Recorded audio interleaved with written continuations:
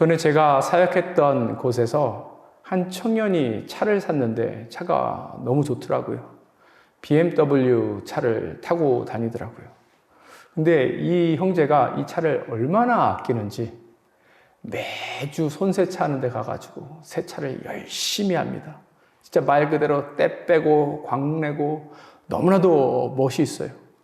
그래서 어느 날 하루는 제가 그 청년의 차를 보면서 야, 차 멋있다. 그리고 어떻게 이렇게 관리를 깨끗하게 멋있게 잘 할 수 있느냐라고 이야기하면서 그 문을 열어봤어요.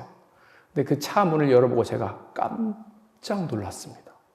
왜 그런가 하면 겉은 삐까뻔쩍한데 차 안을 보니까 마시다 남은 컵도 있고 구겨진 영수증도 있고 먼지도 있고 그 안은 겉에만큼 깨끗하지 않더라고요.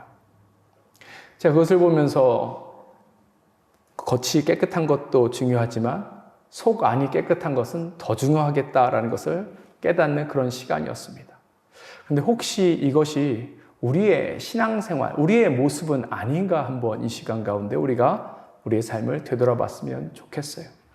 우리는 겉으로 다른 사람에게 보이는 것이 중요한 사람들이기 때문에, 그러한 문화에서 자랐기 때문에 겉으로는 치장하는 것 좋아하고 또 다른 사람에게 잘 보이려고 하는데 우리 내면은 어떻습니까? 우리가 외형을 가꾸는 것만큼 우리 내면, 마음을 우리가 가꾸고 있는가 한번 생각해 봤으면 좋겠어요. 주님께서는 우리 외형에 관심이 있으신 것이 아닙니다. 주님께서는 우리 내면의 문을 여시고 우리 내면 안에 무엇이 있는가를 보시고 그것으로 인하여서 판단해 주실 것입니다. 오늘 본문을 보면 바리새인들의 삶이 어떠했는가? 그들의 삶은 겉으로 보기에는 완벽했습니다. 깨끗한 삶을 살았고요. 하나님 말씀을 잘 따르려는 그런 마음으로 살아갔던 그런 사람들이었습니다. 그런데 오늘 예수님께서 이 말씀을 통하여서 강조하시는 것은 이 바리새인들은 전혀 경험하지 못한 하나님의 나라가 무엇인지에 대해서 보여주고 있는 거예요. 그것은 방금 전에 제가 말씀드린 것처럼 겉모습만 번지르르 한 것이 아니라 마음속에 주님의 그것으로 가득 찬 것, 주님을 따르는 열망으로 가득 찬 것, 그것이 중요하다는 것을 말씀해주고 있는 거예요. 그럴 때 비로소 그의 삶이, 우리의 삶이 이 땅에서 빛나는 삶이 될 것입니다. 지난주에 우리가 말씀 살펴봤을 때에 살인의 뿌리가 어디 있다고 이야기했어요?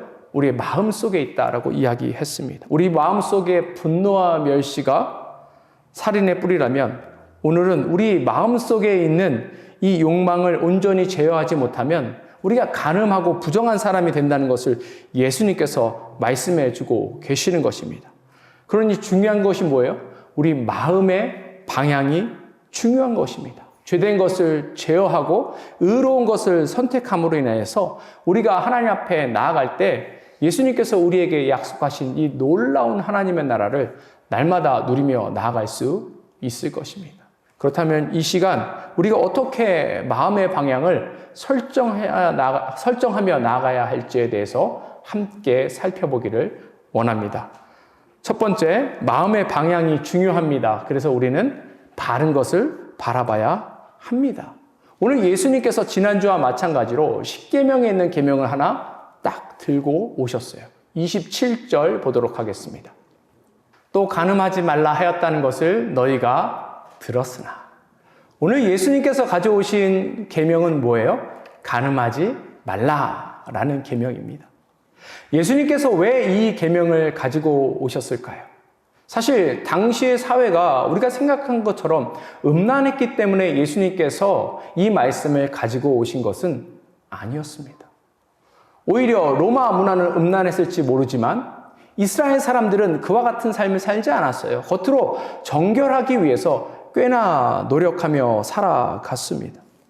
그런데 예수님께서 오늘 이 말씀을 가지고 오신 이유는 겉모습이 아니라 그 뒤에 숨겨진 마음의 중심이 중요하다는 것을 강조하시기 위해서 이 말씀을 가지고 온 거예요. 오늘도 만약에 제가 이 말씀을 가져다가 여러분들에게 드리면서 이 말씀을 우리가 지켜야 합니다라고 이야기하면 이 가운데 몇 분이나 맞아요. 저는 이와 같은 죄를 저지른 죄인입니다. 회개하겠습니다. 하겠습니까? 이 계명은 지난주에 살인하지 말라와 같이 전혀 우리와 상관없는 계명처럼 보이는 게 사실입니다. 우린 가늠하지 않아요. 가정을 지키기 위해서 노력했어요. 자녀들을 온전히 키우기 위해서 노력했습니다. 그런데 이 말씀이 저와 무슨 상관 있습니까? 이렇게 이야기할 수 있어요. 당시의 바리새인들도 그랬고 당시의 사람들도 마찬가지였습니다. 그들은 가늠하지 않은 것 그 자체만으로 하나님의 뜻을 잘 지키고 있고 그래서 그들의 삶이 거룩하다라고 생각하면서 그들 스스로의 삶을 만족해하고 있었습니다. 그런데 예수님께서 이 계명 뒤에 정확하게 그들의 마음 상태를 지적하시는데 28절 보도록 하겠습니다. 나는 너희에게 이르노니 음욕을 품고 여자를 보는 자마다 마음에 이미 가늠하였느니라. 이 말씀에서 가장 중요한 단어가 뭐냐면 보다라는 단어입니다. 이 보다라는 단어는 어쩌다가 우리가 흘끗 보면서 그냥 우리 눈에 들어온 것을 이야기하는 게 아니에요. 얼마 전에 저와 제 아내가 어느 지역을 가는데 그 맨날 갔던 길이었습니다. 옆에 초등학교가 하나 있는데 아마도 리모델링 한 것 같아요. 보니까 되게 이쁘게 잘 지어놨습니다. 근데 맨날 그 길을 왔다 갔다 했는데 처음 보는 것 같은 거예요. 그래서 아내에게 야, 이 학교가 있었나? 이렇게 이야기했습니다. 이때 보는 그 보다가 오늘 이 본문에 나오는 보다가 아니에요. 오늘 이 말씀에서 보다라는 이 단어의 그 의미가 무엇인가 하면 한 곳에 시선을 두는데 의도적으로 계속해서 바라보고 있다라는 뜻입니다. 어딘가에 무언가 있어요. 그래서 의도를 갖습니다. 그래서 지속적으로 그것을 계속해서 바라보는 상태의 보다를 이야기하는 거예요. 근데 보는 것 자체는 문제될 게 없어요. 이 단어가 나쁜 단어가 아닙니다. 그런데 문제는 뭐예요? 음욕을 품고 그것을 지속해서 바라보는 상태가 문제가 된다라는 것을 이야기하고 있는 것이죠. 단순히 한 곳을 바라보는 게 아니에요. 마음속에 있는 그 음욕, 마음속에 있는 욕망이 가득한 상태로 우리가 무언가를 바라보고 있게 되면 그것이 우리에게 죄가 된다는 거예요. 마음 상태가 이미 그것으로 인하여서 더러워지고 마음 상태가 이미 욕망과 욕심으로 가득 차 있는 상태이기 때문에 예수님은 그 상태를 보고 더럽다, 거룩하지 않다, 문제가 있다 라고 말씀하시는 거예요. 그런데 사람들은 뭐라고 이야기해요?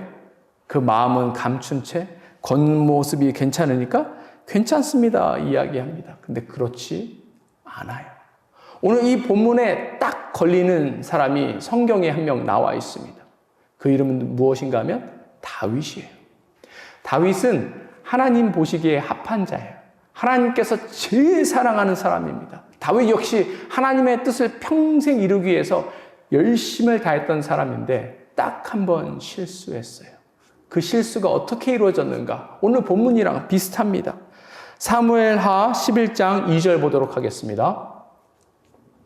저녁 때에 다윗이 그의 침상에서 일어나 왕궁 옥상에서 거닐다가 그곳에서 보니 한 여인이 목욕을 하는데 심히 아름다워 보이는지라. 다윗이 왕궁에서 이렇게 옥상에서 거닐게 되었습니다. 그때 그 건너편에 어떤 여인이 목욕하고 있는데 그것을 한번 싹 봤어요. 근데 그것은 다윗이 의도하지 않은 그냥 우연히 보게 된 결과이죠. 그렇기 때문에 다윗은 거기서 멈추고 다시 들어가든지 아니면 다른 곳을 보든지 했으면 전혀 문제가 없는데 그 다음에 다윗이 무엇을 했는가? 계속해서 지속적으로 그 여인을 바라보기 시작했어요. 그리고 그 안에 아마도 그 마음 안에 음욕과 욕망이 계속해서 자리 잡기 시작했을 것입니다. 그리고 다윗은 그러한 마음을 가지고 밧세바를 계속해서 보기 시작했어요. 그 결과 어떤 결과가 일어나는가 3절 보도록 하겠습니다. 다윗이 사람을 보내 그 여인을 알아보게 하였더니 그가 아뢰되 그는 엘리암의 딸이요 햇사람 우리아의 아내 밧세바가 아니니까 하니. 그래서 다윗이 신하에게 저 여인이 누군지 물어봤습니다. 그랬더니 그 여인은 누구래요? 우리아의 아내다라고 이야기하고 있습니다. 우리아는 누구입니까? 다윗의 가장 충성스러운 장군 중에 한 명이고 지금 다윗을 위해서 전쟁의 최전방선에서 지금 전투하고 싸우고 있는 사람이에요. 그 사람의 아내가 바로 다윗이 음욕을 품고 바라보고 있던 여인이었던 것입니다. 그런데 다윗은 이미 그 마음속에 욕망과 욕심이 가득했기 때문에 어떻습니까? 그 여인이 유부녀이고 자기가 사랑하는 자기의 충성된 부하의 아내임에도 불구하고 다윗이 간음을 저지르고 그로 인하여서 한 가정을 파탄내고 또 한 사람을 살해하는 그와 같은 결과가 이뤄졌다는 것을 우리가 잘 알고 있습니다. 이것이 중요한 거예요. 그래서 우리는 우리 마음속에 있는 욕심, 욕망을 잘 제어해야 합니다. 그래야 하나님께서 우리에게 주신 하나님의 나라를 매일매일 누리며 살아갈 수 있는 것이고 이 앞에 말씀드린 너희가 소금과 빛이 되라. 또 그래서 빛나는 인생이 되기 위해서는 무엇보다 우리의 마음을 잘 통제하고 잘 가다듬고 나아가야 합니다. 어떤 분은 겉모습은 정말 멋있어 보여요. 열심히 교회 생활하시고 교회에서 봉사하시고 다른 사람의 본이 되는 모습을 하십니다. 그런데 그 내면을 보면 그 내면은 그 겉과 같이 깨끗하지 않아요. 수많은 욕심과 욕망들로 가득 차 있습니다. 하나님께서 이 사람에게 축복해 주실 수 있겠습니까? 아니죠. 그래서 무엇보다 중요한 건 뭐예요?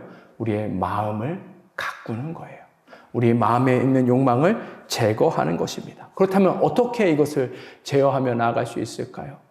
그것은 우리가 아까 살펴본 것처럼 그 전에는 엉뚱한 것을 바라봄으로 인해서 문제가 됐죠. 그렇다면 이제는 바른 것을 바라봄으로 이 문제를 해결해야 합니다. 무엇을 바라봅니까? 말씀을 바라봐야겠죠. 말씀 속에 있는 예수님의 모습을 우리가 바라봐야 합니다. 말씀 속에 있는 주님의 뜻을 온전히 바라봐야 합니다.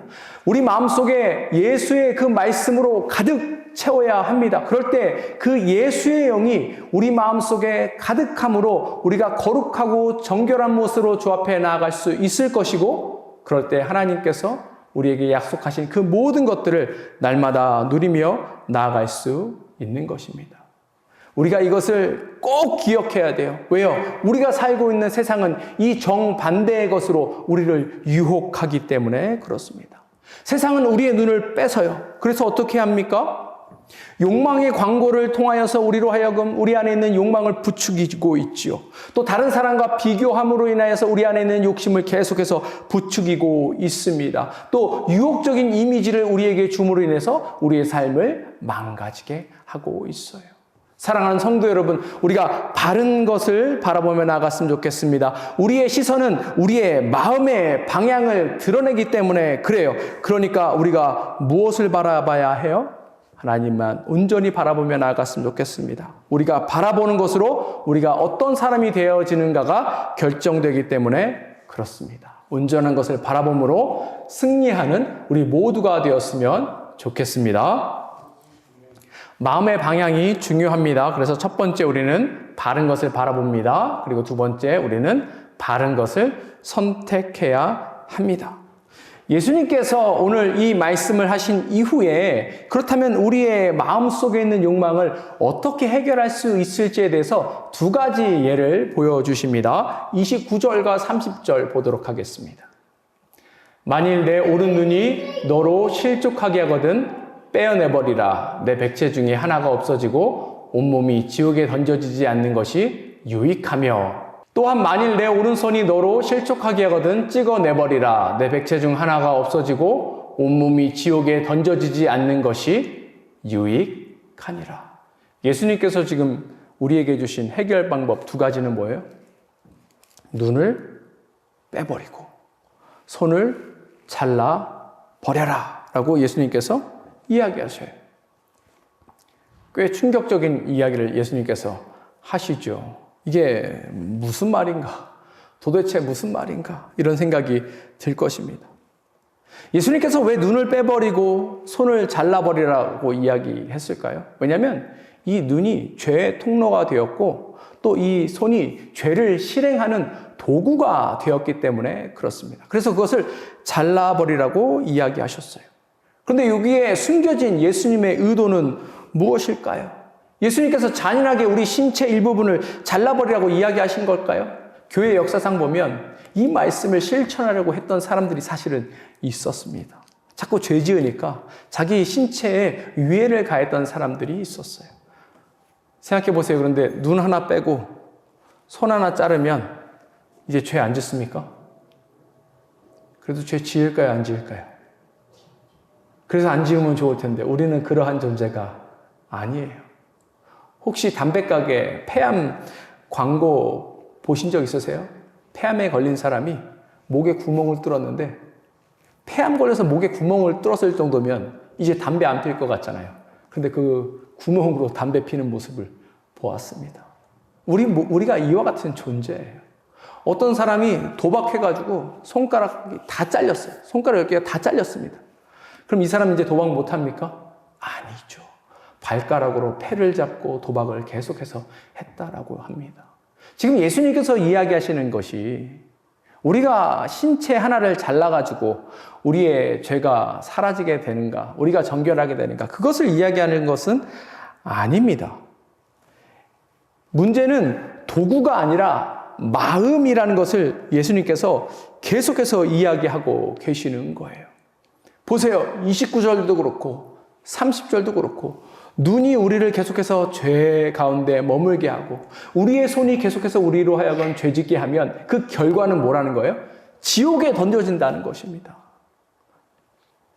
우리가 죄를 온전히 다루지 않고 우리 마음속에 있는 죄악들을 그대로 두게 될 경우에 우리는 천국 시민이기 때문에 날마다 하나님 나라 천국을 누려야 하는데 그 반대로 지옥을 누리며 나아갈 수밖에 없다라는 사실을 예수님은 지금 경고해 주고 계시는 거예요. 그래서 죄와 욕망을 끊어내 버리라 라고 이야기하고 계시는 것입니다.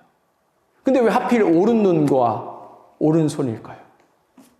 왼쪽 눈과 왼쪽 손 얘기하지 않으시고 예수님께서 오른쪽 눈과 오른손을 이야기하십니다. 왜 그랬을까요? 그것은 이 고대 사회에서는 오른쪽이 왼쪽보다 더 중요하고 더 가치가 있다라고 여겼기 때문에 그렇습니다. 그렇다면 그것을 통해서 오늘 말씀을 적용해 보면 우리가 가장 우리 인생에 있어서 중요하고 우리에게 가장 유익을 주고 우리에게 가장 익숙한 것이라 할지라도 그것이 우리로 하여금 죄짓게 만들고 우리 마음속에 욕망이 가득 차게 만든다면 과감하게 버리고 포기하라 라고 주님께서 지금 이야기해 주고 계시는 것입니다. 근데 이렇게 이야기하면 우리 안에 이러한 얘기가 나올 수 있습니다. 목사님, 뭐 꼭 그렇게까지 해야 합니까? 너무 잔인하네요. 꼭 그렇게까지 해야 주님께서 기뻐하십니까? 제 대답은 Yes입니다. 그 정도까지 해야 돼요. 왜요? 마음을 우리가 지금 다루고 있다는 이야기는 우리의 영혼을 지금 다루고 있다는 이야기와 같기 때문에 그렇습니다. 무엇보다 우리 인생 가운데 가장 중요한 것이 뭐예요? 바로 우리의 영혼 아닙니까? 우리 영혼이 날마다 죽어가는데 우리가 이 땅에서 좋은 것 누리고 좋은 것 먹고 좋은 것 위해서 사는 것이 무엇이 중요하겠습니까? 우리 생명이 끊어지는데 그것보다 더 중요한 것이 우리 가운데 있을까요? 사랑하는 성도 여러분, 지금 우리의 마음을 되돌아보면서 우리의 욕망을 지금 키우고 있는 것이 무엇인지 한번 살펴봤으면 좋겠습니다. 나는 그렇게 안 살아요. 나는 그런 삶 안 살았어요. 나는 오늘 말씀과 전혀 관계없습니다. 이렇게 생각하지 마세요. 그렇게 생각하지 마세요. 저는 모두 다가 오늘 이 말씀에 포함된다라고 생각이 듭니다. 무엇이 우리의 욕망을 키우고 있습니까? 우리 안에 있는 관계입니까? 우리 안에 있는 습관입니까? 아니면 우리가 주로 바라보는 유튜브 영상입니까? 즐거움입니까? 자기의 만족입니까? 이것들이 잠시 잠깐의 즐거움을 줄지라도 그것이 우리의 영혼을 파괴하고 그것이 하나님과 우리와의 관계를 망치고 그래서 하나님께서 우리에게 주시는 그 약속을 우리가 누리지 못한다면 이 시간 가운데 과감하게 그 모든 것들 버리며 나아갔으면 좋겠어요. 과감하게 끊고 나아갔으면 좋겠습니다. 욕망을 이기는 삶이 저절로 이루어지는 것이 아니에요. 거룩한 결단 없이 저절로 이루어지는 것이 아닙니다. 그러니 이 시간 가운데 우리가 바른 것을 선택하며 나아갔으면 좋겠습니다. 의의 길을 선택함으로 하나님 주신 놀라운 이 모든 것들을 날마다 누리는 저와 여러분들이 되었으면 좋겠습니다. 마음의 방향이 중요합니다. 그래서 첫 번째 우리는 바른 것을 바라봐야 합니다. 두 번째 우리는 바른 것을 선택해야 합니다. 그리고 마지막으로 우리는 은혜만을 기억해야 합니다. 이 말씀 이후에 예수님께서 또 전혀 다른 주제를 이야기하시는 것처럼 보여요. 31절과 32절 보도록 하겠습니다. 또 일렀으되 누구든지 아내를 버리려거든 이혼 증서를 줄 것이라 하였으나 나는 너희에게 이르노니 누구든지 음행한 이유 없이 아내를 버리면 이는 그로 간음하게 하며 또 누구든지 버림받은 여자에게 장가드는 자도 간음함이니라. 예수님께서 지금 결혼 제도에 대해서 갑자기 이야기하셨습니다. 지금 예수님의 의도가 결혼 제도에 대해서 이야기하고 이 결혼 제도를 잘 지켰는가 그러지 못했는가 이혼한 사람을 지금 정죄하고 그러기 위해서 예수님께서 이 말씀을 주셨을까요? 그것이 아니에요. 이 말씀 역시 오늘의 본문과 긴밀하게 연결되어 있습니다. 결혼 상태가 파탄되게 되는 그 결과도 우리 마음속에 있는 욕망과 음란의 결과라는 것을 예수님께서 지금 보여주고 계시는 거예요. 율법에 보면 지금 오늘 이 예수님께서 지적하시는 것이 이혼할 수 있다라고 이야기하는 것일까요? 아니에요. 이 율법의 의도는 사람들이 원하면 이혼할 수 있는 제도가 있다라는 것을 이야기하는 것이 아니고 어떠한 일이 있어도 이혼을 쉽게 하면 안 된다는 것을 이야기하기 위해서 이 율법이 지정이 되었습니다. 이 율법은 혼인 제도를 보호하는 장치예요. 왜냐하면 예전에는 남자 중심의 사회였잖아요. 그러니까 이 이혼도 남자가 결정해서 할 수 있어요. 여자가 나 이혼하고 싶어요. 그래도 이혼 못 합니다. 남자가 하는 거예요. 근데 아무 이유 없이 그냥 아내가 믿고 아내가 하는 행위가 마음에 들지 않고 아니면 새 장가 들고 싶고 또 다른 사람 만나보고 싶고 그래서 막 쉽게 이혼하려고 하는 거예요. 그러니까 그러지 말라라는 거예요. 특별하게 그 결혼 생활을 파탄낼 만한 그런 귀책 사유가 있지 않으면 이혼할 수 없다라고 지금 지정해주고 있는 것입니다. 근데 예수님 시대 때는 어떠했는가? 그냥 이 말씀을 가지고 쉽게 이혼했다라고 해요. 남편들이 이혼하고 싶으면 아내의 삶에, 아내의 모습에 틈을 잡아서 이러이러한 이유로 나는 이혼해야겠다. 저러저러한 이유로 이혼해야겠다. 그렇게 했다라고 합니다.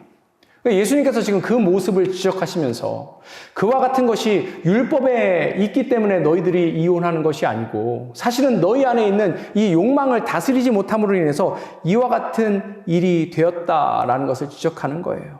이혼은 자기 욕망을 정당화하기 위해서 생겨났다라고 예수님께서 이야기하고 계시는 것입니다. 즉, 그 중심에, 사람들의 중심에 뭐가 있는 거예요? 욕망과 음욕이 있게 되는 것이죠. 근데 중요한 것이 있습니다. 결혼은 언약이에요. 다시 말씀드립니다. 결혼은 언약이에요. 언약이 무슨 뜻입니까? 약속했다는 것이죠. 그 약속을 조금 더 법적으로, 조금 더 강조해서 말할 때 언약이다 라고 이야기합니다. 남편과 아내 사이의 약속, 언약이 바로 이 혼인이에요. 그리고 그뿐만 아니라 누구 앞에서 언약합니까? 하나님 앞에서 언약하는 것이죠. 근데 이 당시 사람들은 사람 사이의 그 신의도 이 욕망과 이 욕심 때문에 벗어버릴 뿐만 아니라 하나님 앞에 한 이 언약의 맹세도 온전히 지키지 않고 나아가는 것입니다. 그들의 욕망과 욕심이 하나님 앞에서 한 언약보다 더 중요하다라고 생각했기 때문에 이와 같이 했다라는 거예요. 예수님께서 이것을 지금 지적해 주고 계시는 것입니다. 세상에 하나님 앞에 맺은 언약, 맹세보다 더 큰 것이 있을 수 있나요? 아니죠. 지금 예수님께서는 이것을 기억하라라고 이야기하십니다. 하나님 앞에서 한 맹세, 이 언약을 꼭 기억할 때 그때 우리 마음속에 어떠한 유혹과 어떠한 욕망이 자리 잡는다 할지라도 그것을 이길 수 있는 힘이 바로 거기에 있다라고 이야기하고 있는 것입니다. 한국의 어떤 한 유명한 목사님께서 이와 같은 것을 이야기하신 적이 있으세요. 큰 교회에 계셨기 때문에 별의별 일이 다 있었다고 합니다. 큰 교회에 있다 보니까 어떤 정신 나간 사람들이 목사님을 유혹하기도 했대요.